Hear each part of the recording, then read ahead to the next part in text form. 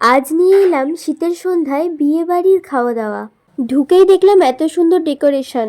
এখানে 7-8 রকমের স্টল দেখেই তো মন ভালো হয়ে গেল। প্রথমেই নিয়ে নিলাম দই ফুচকা, সেটা খাওয়ার পরেই নিয়ে নিলাম পকোড়া, তারপরে নিয়ে নিলাম জল ফুচকা। তিনটেই খেতে দারুণ লেগেছিল। এত কিছু খাওয়ার পর পেট ফাঁকা করার জন্য একটু থামস আপও খেয়ে নিলাম। এর মধ্যেই দেখি নানা রকমের বাজি ফাটিয়ে বরের এন্ট্রি হচ্ছে। দেখো আকাশের এত সুন্দর দৃশ্যটা আমি তো দাঁড়িয়ে দাঁড়িয়ে দেখেই যাচ্ছিলাম। বরের এন্ট্রি আর বরযাত্রীর এত সুন্দর সুন্দর সাজগোজ দেখার পর আমরা চলে গেলাম মেন কোর্সে। মেনুতে কি কি আছে দেখে নাও। প্রথমে পাতে কাবুল রোল আর সস দিয়ে দিল, তারপর পোস্ত কাতলা আর চিংড়ি মালাইকারি এবং স্যালাড।